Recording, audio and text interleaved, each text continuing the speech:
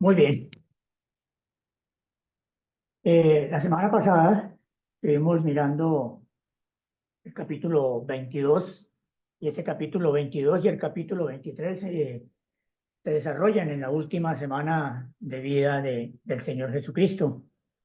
Y estos dos capítulos tienen mucha similitud porque pues el Señor tiene eh, una, un encuentro, por decirlo de alguna manera, con estos personajes, con estos judíos religiosos, los escribas y los fariseos, y es fundamental entonces relacionar estos dos capítulos.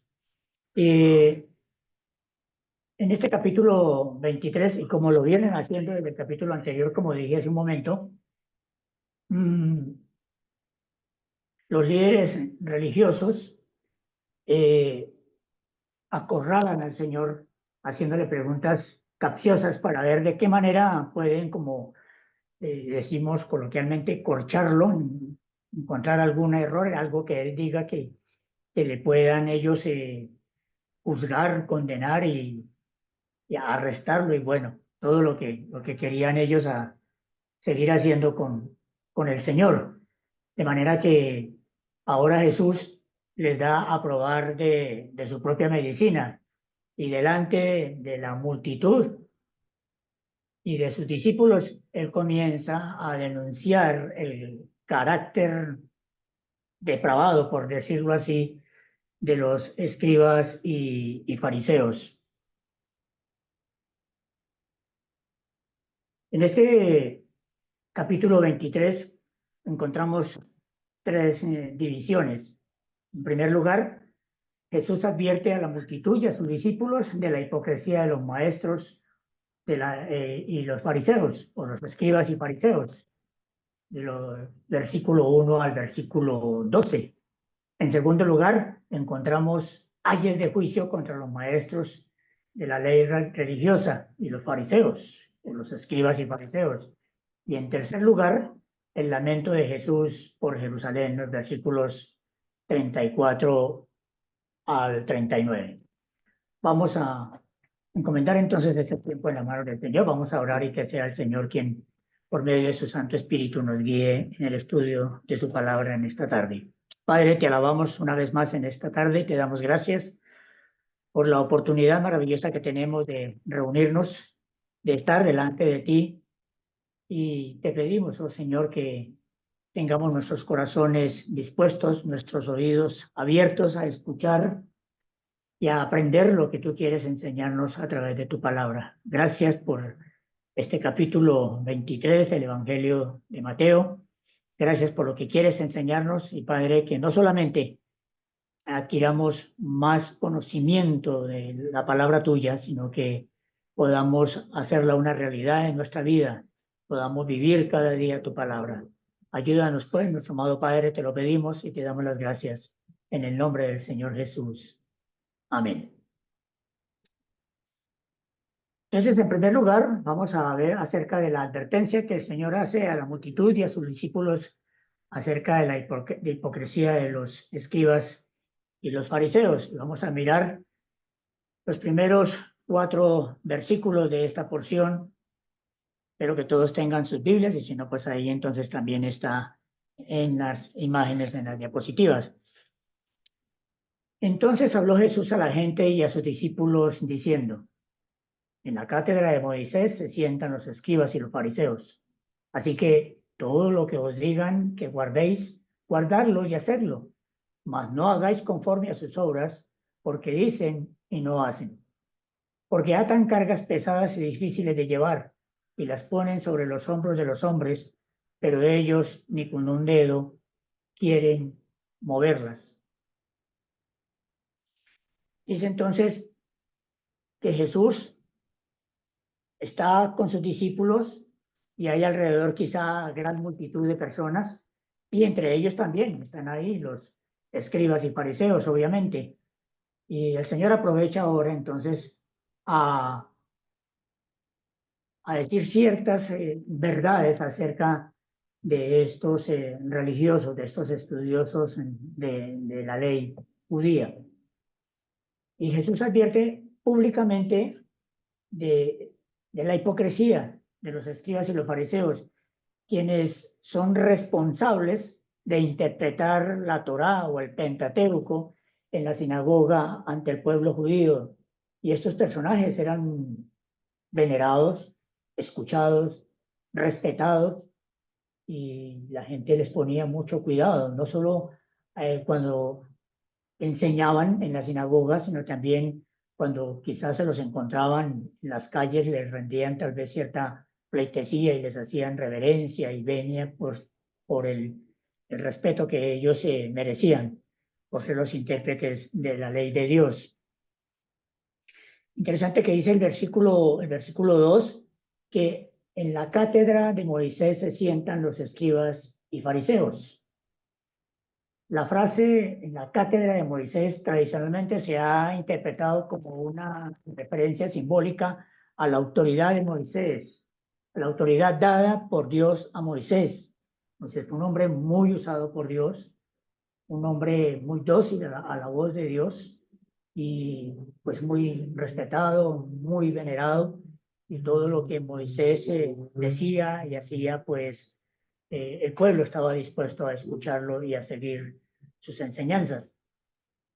Sin embargo, por evidencias arqueológicas, se ha revelado que en las sinagogas primitivas había un asiento especial en el cual se sentaba el maestro o rabino que enseñaba la Torá, el Pentateuco. Y pues me imagino que había un lugar un poco quizá elevado, como quizá muy se usa hoy en día en los locales de reunión, donde hay un poco, una grada, un nivel un poco más alto, y alrededor, pues me imagino, había sillas en las que la gente se sentaba para escucharles hablar, para escucharles enseñar la palabra de Dios. En tiempos de Jesús, los que conocían mejor la ley de Dios, la Torá, el Pentateuco, eran los escribas y los fariseos. Por eso ellos se sentaban en la cátedra de Moisés, en esa silla que estaba allí, donde todo el mundo podía verlos y escucharles cuando ellos hablaban. Y no solo para enseñar, sino también para interpretar la ley, ya que ellos no solamente la leían, sino pues la interpretaban de manera que los oyentes pudieran entender. Y acerca de esto, el Señor dijo en el versículo 3, así que todo lo que os digan que guardéis, guardadlo y hacedlo, mas no hagáis conforme a sus obras, porque dicen y no hacen. En este pasaje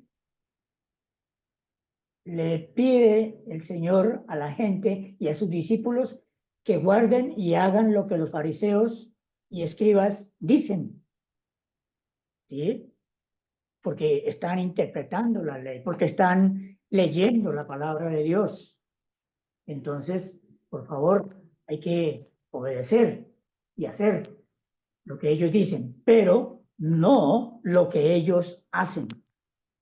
Ellos sus prácticas no son coherentes con el mensaje, sus prácticas no son coherentes con las enseñanzas, con la interpretación de la ley, de manera que hagan conforme a sus obras, pero no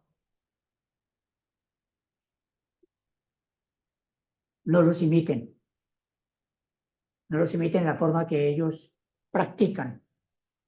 Porque dice el versículo 4, porque atan cargas pesadas y difíciles de llevar y las ponen sobre sus hombros, las ponen sobre los hombros de los hombres, pero ellos ni con un dedo quieren moverlas. Interesante que dice que atan cargas pesadas y difíciles de llevar. Hacían que no solamente enseñaban, leían y interpretaban y enseñaban la palabra de Dios, sino que ponían sobre la gente cargas, eh, enseñanzas que no eran conforme a la ley y que ni ellos mismos cumplían. Obligaban a la gente a comportarse de tal manera que ni ellos mismos lo hacían. Entonces el Señor les les señala esto y advierte a los discípulos y a las multitudes que por favor tengan mucho cuidado. Es muy bueno sus enseñanzas, ¿sí? Todo lo que digan, guárdenlo, mas no hagáis conforme a sus obras, porque no hacen lo que dicen. Entonces, dice que, pero ellos ni con un dedo quieren moverlas. Y esto habla acerca de las exigencias que los líderes religiosos ponían sobre el pueblo, sobre la gente. Y quizá eran exigencias difíciles, cosas que a la gente le costaba trabajo hacerlas. Iba más allá quizá de sus fuerzas, de sus capacidades, de su economía, pero ellos querían que la gente hiciera estas cosas para ellos sentirse respaldados de sus enseñanzas y de lo que ellos decían allí desde la sinagoga. Y esto que el Señor dice aquí va en línea con la hipocresía de los fariseos. El Señor los ha venido criticando, por decirlo de alguna manera, con anterioridad. En Mateo capítulo 15, los versículos 7 al 9, un poquito más atrás, estudiamos hace unas semanas atrás, dice, hablando acerca de cómo debe caminar el hombre que teme a Dios, y le dice a los fariseos, hipócritas, bien profetizó de vosotros Isaías cuando dijo, este pueblo de labios me honra, mas su corazón está lejos de mí. Pues no en vano me honran, pues en vano me honran enseñando como doctrinas mandamientos de hombres. Y un poco más adelante, en el capítulo 16, los versículos 1 al 6, hablando acerca también de la levadura o de las enseñanzas de los fariseos, el Señor les dice a sus discípulos, eh, después de que los fariseos y los saduceos demandan señales o milagros del Señor, el Señor dice, en el versículo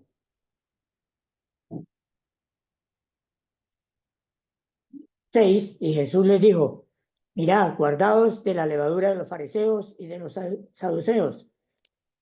Ellos pensaban que el Señor les hablaba acerca de otra cosa, que no tenían de pronto que comer en el momento, pero les estaba hablando acerca de las enseñanzas y de las prácticas, sobre todo de las prácticas hipócritas de los saduceos, de los fariseos, de los maestros de la ley. De manera que el Señor, en teoría, a los fariseos les decía muchas cosas a la gente, las cuales eran correctas, pero el problema es que ellos no ponían en práctica los principios de la ley o de la palabra de Dios en sus propias vidas.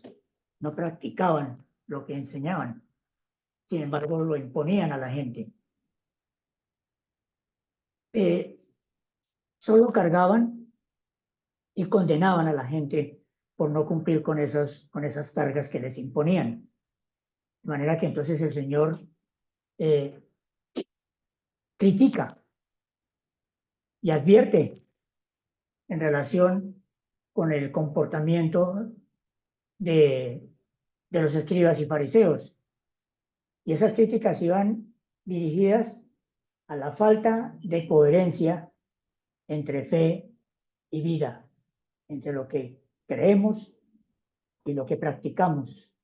Hermanos, esto es de tomárselo muy en serio. Quizá pensamos que bueno este estudio, este capítulo 23 de Mateo para que lo escuche el hermano fulano, la hermana sultana, para que lo escuche mi esposo, mi esposa, o, bueno, para todos menos para mí. Hermanos, ¿cómo estamos nosotros? ¿Qué tan sinceros somos nosotros delante del Señor? ¿Cómo vivimos? Como un dicho que cita popularmente, pastor predica, practica lo que predica. Eso es muy importante, que como creyentes seamos coherentes con nuestra fe, con lo que nos dice la palabra de Dios, con lo que el Señor nos enseña, con lo que aprendemos cada día del Señor. No podemos llevar una vida paralela, una vida que no agrade al Señor, una vida que muestra lo contrario de lo que profesamos ser o decimos ser. Y qué bueno, hermanos, que nos tomemos en cuenta, que tomemos en cuenta esto, lo tomemos muy en serio, porque los, no solamente los escribas y fariseos eran hipócritas, sino muchas veces, quizá nosotros hoy día en la iglesia actual, podemos estar viviendo así. Que el Señor nos guarde. Si no es así, pues gracias al Señor por ello. Y si es así, que el Señor nos ayude y nos dé la fuerza para vivir como es digno de un creyente. Entonces, en su crítica, el Señor Jesús va a la raíz del problema y busca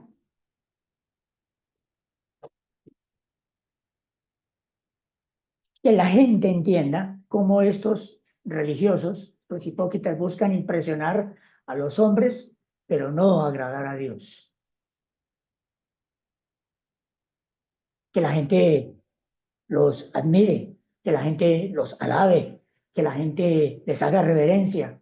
Y eso es lo que el Señor critica de ellos. Y yendo un poco más adelante,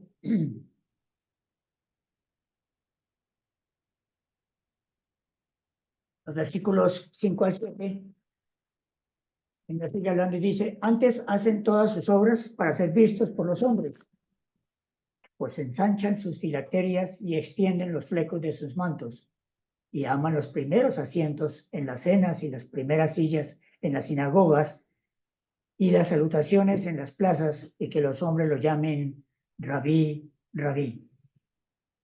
Los fariseos realizaban sus prácticas religiosas para ser vistos por los demás, y una de sus prácticas vanidosas, por decirlo así, para ser admirados, era la de ensanchar sus filacterias. Las filacterias son unas cajitas que contienen el Shema, o el mandato de amar a Dios y guardar sus mandamientos, tal como está descrito en Deuteronomio capítulo 6, los versículos 4 al 9. Los judíos se amarraban estas cajitas en su brazo izquierdo y a la cabeza con correas de cuero mientras decían la oración diaria.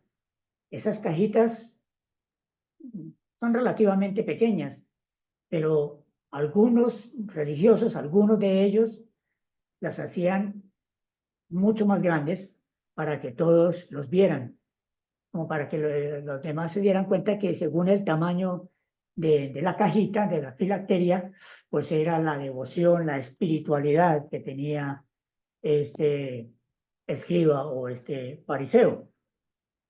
Y continúa diciendo: y ensanchan sus filacterias y extienden los flecos de sus mantos. Los judíos usaban también unas tiritas y, y en sus prácticas era la de extender los flecos o hacer estas tiritas en sus mantos un poco más anchas. Era una especie de borla que caían de sus mantos y eran de color azul, y lo usaban en las togas o en los mantos que se colocaban, sobre todo cuando iban a estudiar o iban a la sinagoga a leer la Torá, a leer el Pentateuco. Y los fariseos pretendían que la mayor longitud de estas borlas, de estos flecos, los hacía ver más espirituales, más, con más devoción. Y, y ellos se sentían bien así.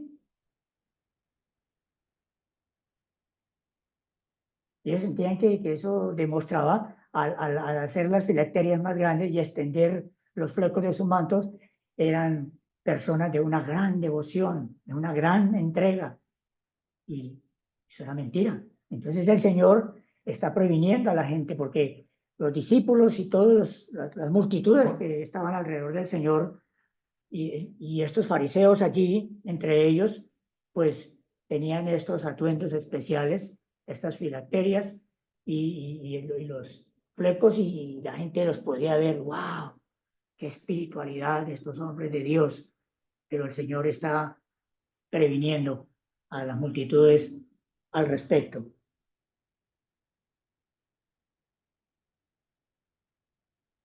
Ahora encontramos en los versículos 8 al 12,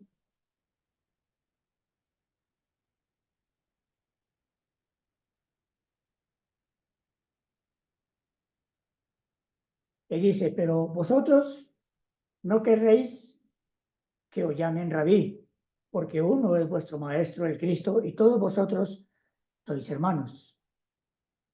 Y no llaméis Padre vuestro a nadie en la tierra, porque uno es vuestro Padre, el que está en los cielos. Ni seáis llamados maestros, porque uno es vuestro Maestro, el Cristo.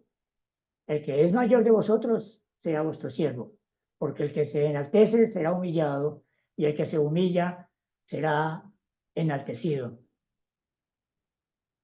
Entonces, estos maestros de la ley, fariseos, escribas y fariseos, no contentos con solo mostrar su supuesta espiritualidad, eh, amaban otras cosas, anhelaban otras cosas, y eran los títulos honorarios, que los llamaran maestros, o padres, o señor quizá, que no fueran llamados como la gente del montón. Rabí era un vocablo arameo que se empleaba como título honorífico para designar a los maestros, a quienes enseñaban la ley de Dios. Y a los fariseos les gustaba ser reconocidos y respetados como maestros. Otro título honorífico era Abba o Padre. También, ojalá que nos digan así, tal vez pensaban. Entonces, Jesús les dijo a sus discípulos y a la gente que lo importante no eran esas cosas externas. Y les dice, no llaméis Padre vuestro a nadie en la tierra, porque uno es vuestro Padre, el que está en los cielos. Ni seáis llamados maestros, porque uno es vuestro Maestro, el Cristo, como dice los versículos 9 y 10. Todos vosotros sois hermanos, dice el versículo 8. Y en el reino de Dios, amados hermanos, todos los creyentes en Cristo somos iguales, sin rangos, sin distinción, sin títulos que nos separen a los unos de los otros. Desafortunadamente, en la actualidad tenemos muchos líderes religiosos en las iglesias que, que les encantan estas cosas.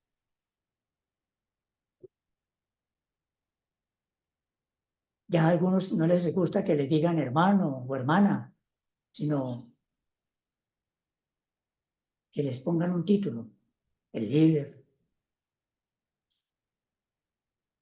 ¿cierto? El apóstol, el superapóstol. Y, y estos líderes buscan reconocimiento de todos y se vuelven inaccesibles para el común del pueblo. Si hay alguien que quiere acceder a ellos, a un consejo espiritual, entonces tienen una agenda muy extensa, tienen una secretaria, entonces recibe las llamadas, recibe las visitas y mira la agenda cómo está el itinerario del líder, del pastor, del apóstol, del superapóstol. Y pues no, hermana, así que qué pena con usted, pues sí, la situación suya es apremiante. Hermano, la situación suya es delicada, es difícil, pero el líder no tiene tiempo sino hasta dentro de 15 días y a tal hora. Si usted le sirve de aquí a allá, pues le agendo su cita. O de lo contrario, pues siga orando y estaremos orando por usted. Y me preguntó, ¿qué tan ocupada estaría la agenda del Señor.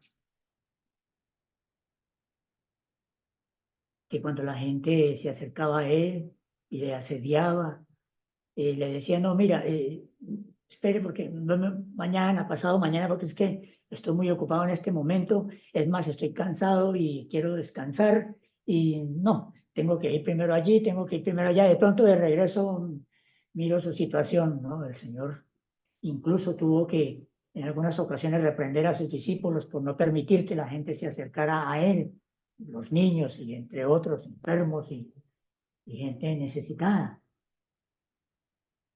Jamás la agenda del Señor estaba copada. Pero hoy día, desgraciadamente, el orgullo del hombre impide que una persona común y corriente se acerque y acuda para una ayuda, para una situación por la cual pueda estar pasando. De manera que la enseñanza del Señor contradice esas prácticas llenas de soberbia. Algo para tener en cuenta es que Dios resiste a los soberbios y da gracia a los humildes. Y el mayor ejemplo de humildad lo tenemos en el Señor. El que es el mayor de vosotros sea vuestro siervo, porque el que se enaltece será humillado y el que se humilla será enaltecido. No es fácil comprender las palabras de Jesús en relación con la grandeza, ya que para nuestro entender, para nuestro intelecto, el que es servido y tiene a los demás bajo sus órdenes es el grande, es el jefe, es el que tiene autoridad, es el que manda sobre todos, es el que mira por encima de los hombros, es el que es eh, inalcanzable, ¿cierto? Pero no es el ejemplo que el Señor dejó. Para entender esto, hermanos, tenemos que doblegar nuestra soberbia, nuestro orgullo. El Señor dijo que Él no vino para ser servido, sino para servir. Y vimos ejemplos del Señor, yendo más allá, incluso quizá a veces de sus fuerzas físicas, porque Él también se cansaba, a Él también le daba sueño, Él también sentía sed, también tenía hambre, también se cansaba, pero era asequible a quien lo necesitara, a la hora que fuera. De manera que es un buen ejemplo que el Señor nos dejó. Eh, Hermanos, el Señor Jesús demostró con su ejemplo de vida que vino a este mundo a servir y no a ser servido. Y Pablo, hablando acerca de esto, de la humillación del Señor Jesucristo en Filipenses capítulo 2, versículo 5, donde encontramos 7 aspectos de la humillación de Cristo y 7 aspectos de la exaltación de Cristo, porque primero se humilló y luego el Padre le exaltó, ¿cierto? Encontramos ahí que se humilló hasta la muerte y muerte de cruz. Y justamente por ello Dios lo exaltó sobre todas las cosas y le dio un nombre que es sobre todo nombre, para que en el nombre de Jesús se doble toda rodilla de los que están en los cielos y en la tierra y debajo de la tierra y toda lengua confiese que Jesucristo es el Señor para gloria de Dios Padre. ¿Qué mayor ejemplo podemos esperar? El ejemplo del Señor. El que se enaltece será humillado y el que se humilla será enaltecido. A continuación, de los capítulos 13 al 36, encontramos 8 ayes de juicio contra los escribas y fariseos. Yo me imagino al Señor rodeado de sus discípulos y de la multitud, de la gente que estaba allí. Quizá empezó a mirar a estos hombres y me imagino que estaban en primera fila porque, como leímos hace un momento, les gustaban los primeros lugares en todas las cosas, en las fiestas donde eran convidados, en las plazas. Me imagino que también en las sinagogas se asentaban en la primera fila, además del rabino que estaba leyendo y enseñando la ley. Ah, Se dirige a ellos y quizá les señalaría con el dedo o simplemente con su mirada y empieza a emitir sobre ellos 8 ayes o lamentos. Y se dirige directamente a ellos, hablando con dureza, por decirlo de alguna manera. Sin embargo, este no era un lenguaje de irritación, como quizás sí sucedió cuando llegó al templo y encontró todo ese mercado allí, el templo hecho como una plaza de mercado, y el Señor se enfureció y actuó allí con cierta ira, pero aquí está usando un lenguaje quizá fuerte, pero no quizá airado, pero con mucha autoridad, y, y les condena y pronuncia sobre ellos una serie de 8 ayes, y en la Biblia la palabra ay es un equivalente a un grito por lamento que muchas veces viene como reacción a un castigo. Isaías dice en el capítulo 3, versículo 11, ay del impío,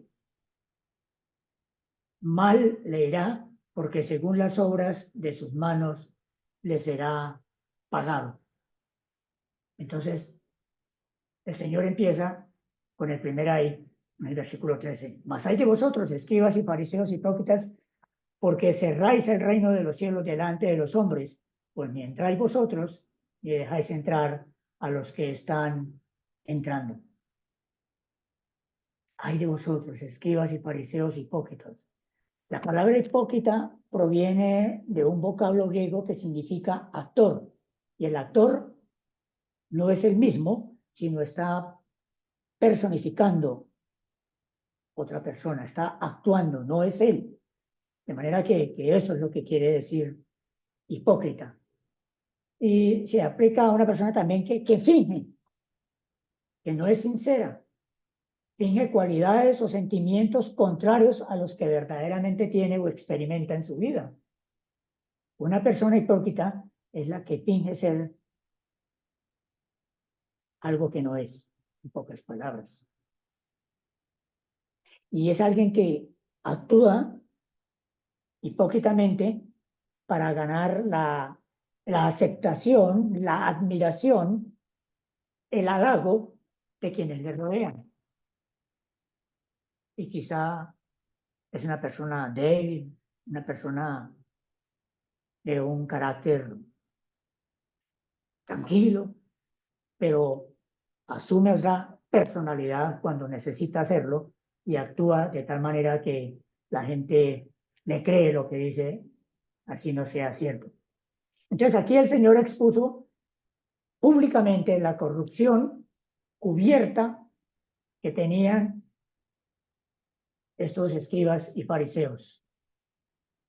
Dice, porque cerráis el reino de los cielos delante de los hombres. Los líderes religiosos alejaban a las personas del reino de los cielos al hacer de la ley de Dios, de la palabra de Dios, tradiciones humanas. Y como leíamos al comienzo, ponían cargas en la gente, cargas que las personas no podían cumplir, que no podían llevar, que no podían soportar, que iban más allá de sus fuerzas. Pero a ellos les encantaba esto. Y entonces quizá mucha gente eh, no sentía el deseo de escucharlos, de ir a las sinagogas y de oír la palabra de Dios, de disponer sus corazones para escuchar la palabra de Dios, porque ellos con nuestras prácticas hipócritas pues cerraban el corazón de la gente, el interés de la gente de escuchar la palabra de Dios. Hermanos, esto nos habla a nosotros acerca de tener mucho cuidado. A veces somos tropiezo para que las personas conozcan del Señor, nuestros vecinos, nuestros mismos familiares cercanos, personas que van quizá por primera vez a la iglesia como simpatizantes y ven en algunos de nosotros algunas acciones o escuchan algunas cosas que no son coherentes con nuestra vida cristiana, con nuestra vida espiritual. Y la gente entonces se va, uy, no, qué cosa tan terrible allá. Fui una vez, pero no, salí desilusionado, salí desilusionada. La verdad que no, definitivamente no quiero nada de Dios, mejor sigo con mi vida como voy. Y cerramos la puerta, cerramos los corazones y hacemos que la gente endurezca su corazón para escuchar la palabra de Dios, para acercarse al Señor, de manera que debemos tener mucho cuidado, hermanos, porque a veces sin pensarlo, una palabra, una expresión, una acción, podemos estar eh, haciendo el papel de los escribas y los fariseos, cerrando la puerta para que personas lleguen a conocer al Señor. El segundo hay, lo encontramos en el versículo 14, a ese de vosotros escribas y fariseos hipócritas, porque devoráis las casas de las viudas y como pretexto hacéis largas oraciones, por esto recibiréis mayor condenación. Cuando estaba estudiando este capítulo 23 y llegué a este versículo, leyendo otras versiones de la Biblia y algunos comentarios, me encontré con que en la mayoría de traducciones de la Biblia habla de 7 ayes, no de 8. Y ve, claro, ¿por qué? Y me puse a buscar e investigar. Y entonces encontré que, o noté que en muchas traducciones de la Biblia este versículo no está incluido por su ausencia del mejor y más antiguo manuscrito del Evangelio de Mateo, capítulo 23. Pero ciertamente está presente en otros pasajes de los Evangelios. Por ejemplo, en Marcos capítulo 12, versículo 40 y en Lucas capítulo 20, versículo 47. Ahí encontramos, no son los ayes, pero hablando de los escribas y fariseos, el Señor hace mención de este versículo que encontramos aquí en Mateo capítulo 23. Y es una advertencia en cuanto al comportamiento de estos religiosos con relación a las viudas, usando procedimientos quizá inteligentes y astutos y deshonestos, visitaban a las viudas, hacían largas oraciones con ellas, que tal les preguntaban qué necesidades tenían y todo esto, pero el interés era otro, quizá poder sacar algo, alguna remuneración, algo económico de las casas de las viudas. Quizá ellas no tenían ni con qué comer, pero ellos iban allí y a tratar de, de sacar algo, a sacar algún provecho. Y dice que hacían largas oraciones como para eh, impresionar a estas mujeres. Hermanos, la palabra de Dios nos manda como creyentes, como iglesia, a tener cuidado especial en nuestras viudas. Aquellas mujeres que han perdido a sus esposos, pues sus esposos han partido para la eternidad y el apóstol Pablo nos habla de ello, de apoyar a las viudas que en verdad lo son, que son respetuosas, que tienen sus hijos en su misión y la iglesia debe apoyarlas puesto que muchas de ellas, algunas quedan desamparadas y sus propios hijos quizás no tienen los recursos para ayudarlas, para apoyarlas económicamente, de manera que la iglesia debe tomar cartas en el asunto y apoyar a estas hermanas. Entonces la grandeza del pecado de estos hombres era de mayor condenación, ya que llegaban era a aprovecharse de la vulnerabilidad de estas mujeres viudas. Y la Biblia exhorta a la iglesia a tener cuidado de ellas en Timoteo capítulo 5, versículos 3 al 5. El tercer ay, versículo 15, ay de vosotros, escribas y fariseos hipócritas, porque recorréis mar y tierra para hacer un proselito y una vez hecho, le hacéis 2 veces más hijo del infierno que vosotros.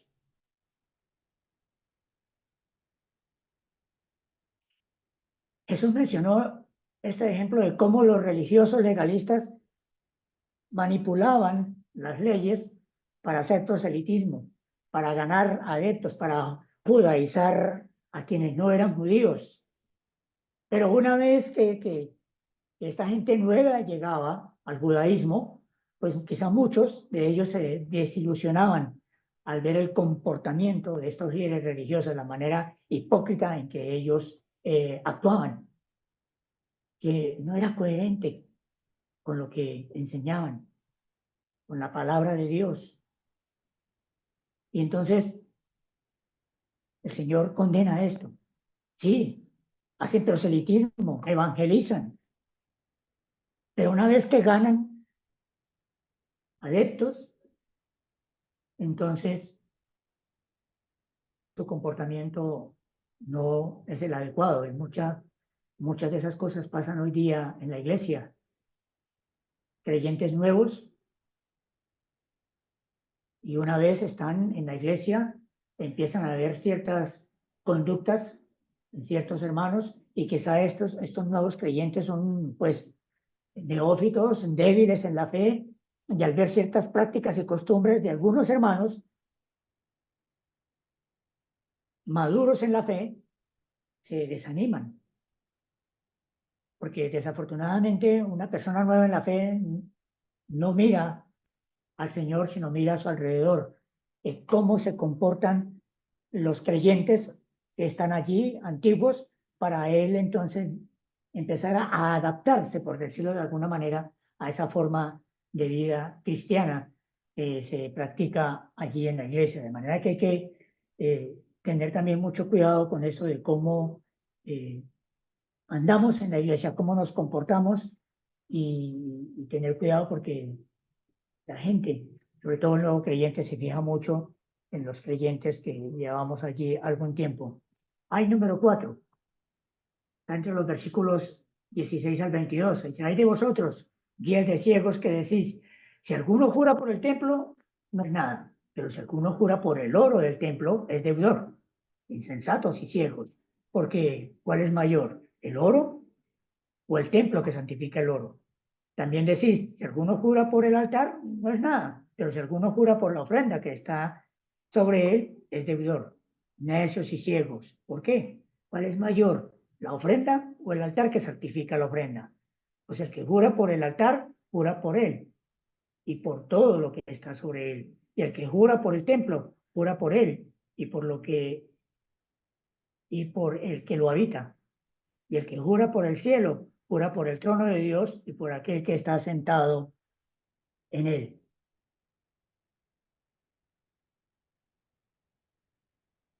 El Señor Jesús menciona este ejemplo de cómo los religiosos legalistas manipulaban las leyes para su beneficio. Decían que unos juramentos no eran válidos y otros sí. O sea, ¿cómo así? Sí, pero no. Pero Jesús rebate sus argumentos, por decirlo así, dejando en evidencia su hipocresía y su falta de temor a Dios. Aparentemente, en este tiempo se solía usar muchos juramentos, y el pueblo tenía en cuenta esos juramentos, ¿no? Los juramentos todo lo más se encontraban en el Talmud, un libro que fue escrito que después de la Torá era como el libro más respetado.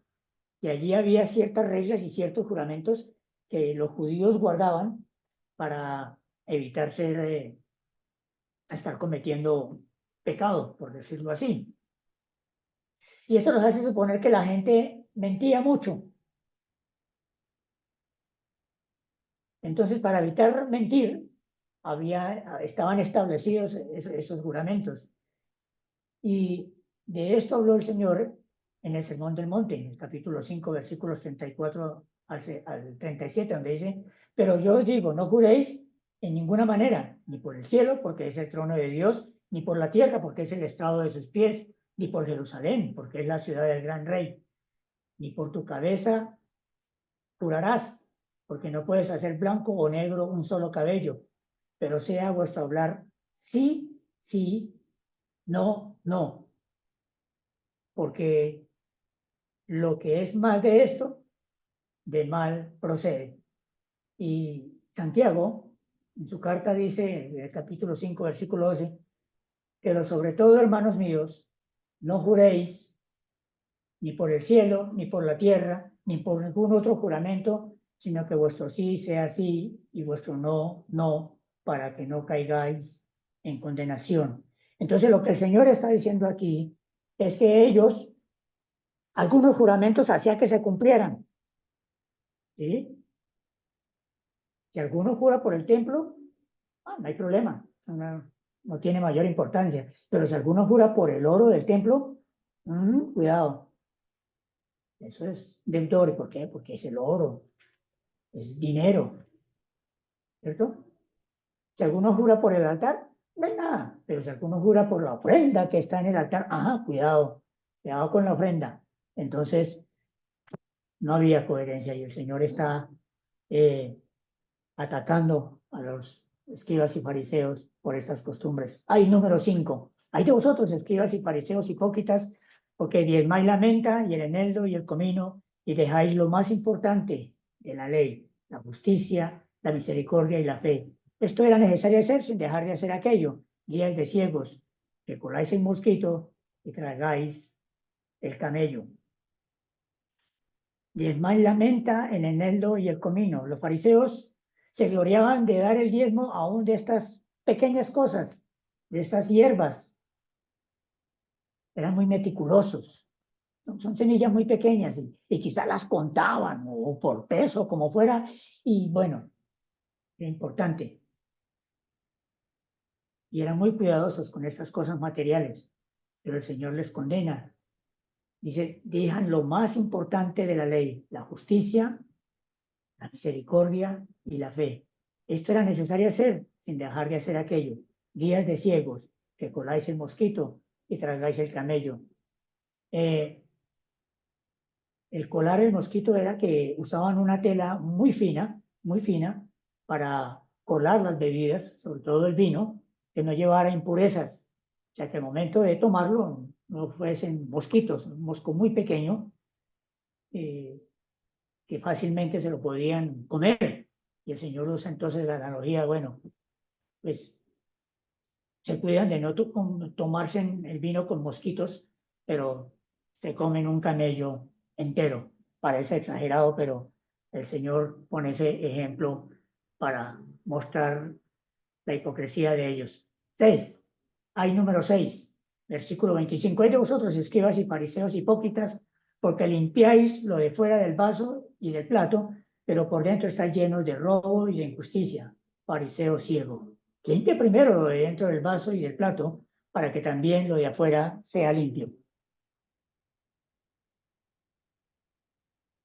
Por fuera parecía muy bien, por fuera se veían impecables.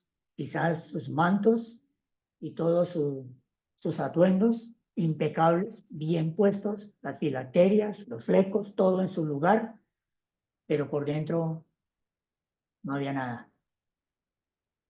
Corazones sucios, sucios, inmundos, de manera que por fuera, como les dice enseguida, sepulcros blanqueados.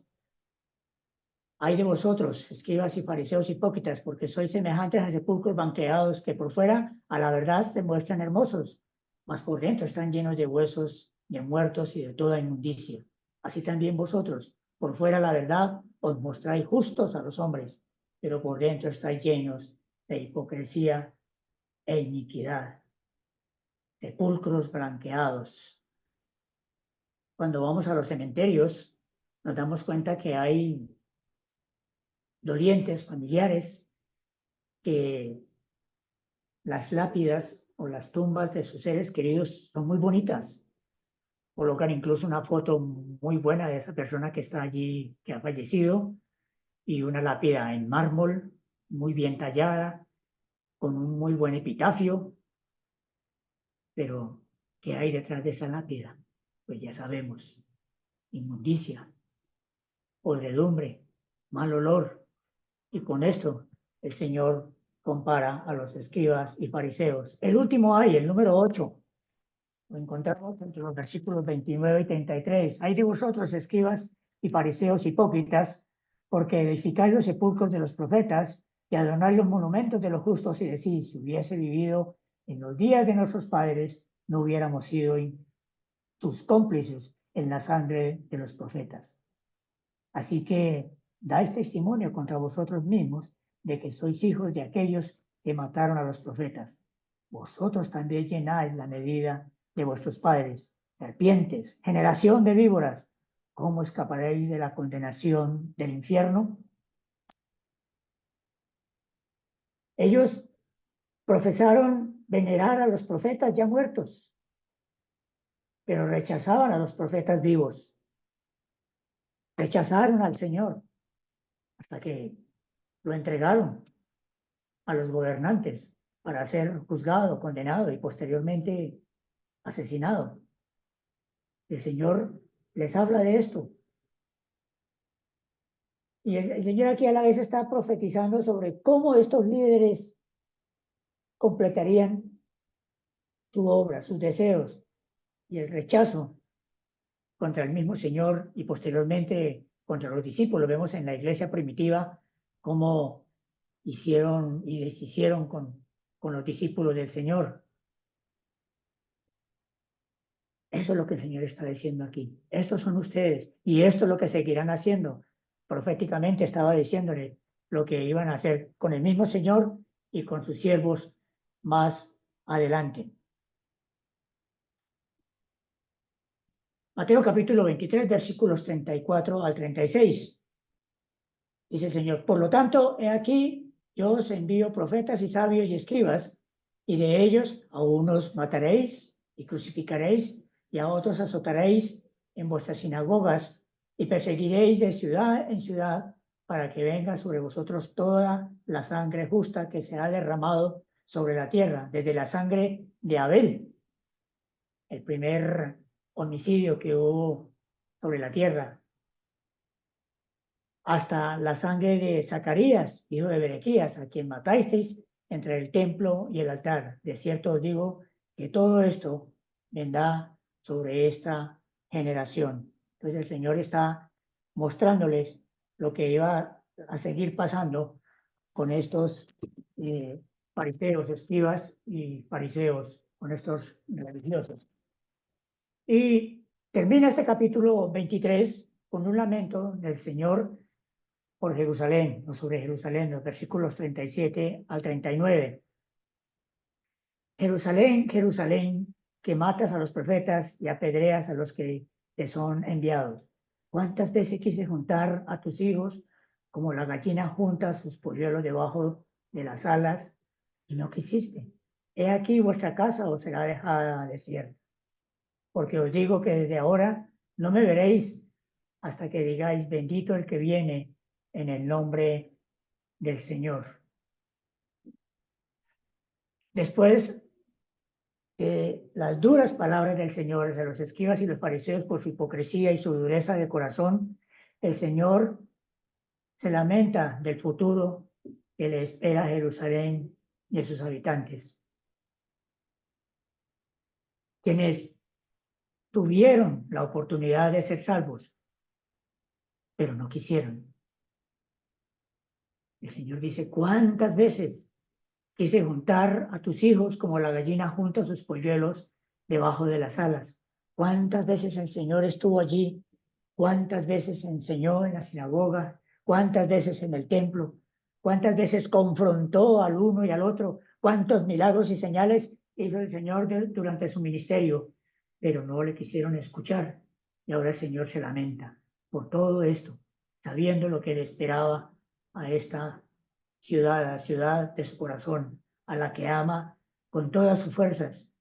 Además, declara miserias que los habitantes de Jerusalén estaban a punto de acarrear y habla de los sufrimientos que iban a padecer. Vimos entonces, pues en el año 70, la destrucción de Jerusalén a manos del Imperio Romano. Yo creo que la gente que vivió eso, en sus corazones y en sus oídos resonaban estas palabras del Señor, Jerusalén, Jerusalén. Incluso Lucas, en el capítulo 19, el versículo 41, nos dice que Jesús lloró cuando vio la ciudad de Jerusalén y pensó en el juicio venidero para esta ciudad, su amada ciudad. Jesús quería protegerlos del terrible juicio que eventualmente seguiría por rechazarle a él. Y en estos 3 versículos podemos ver 4 grandes verdades con las que quiero terminar el estudio esta noche. En primer lugar, la paciencia de Dios. Jerusalén había matado a los profetas y apedreado a los mensajeros de Dios, y sin embargo, Dios no la había rechazado. Y por último, envió a su Hijo, al Señor Jesucristo.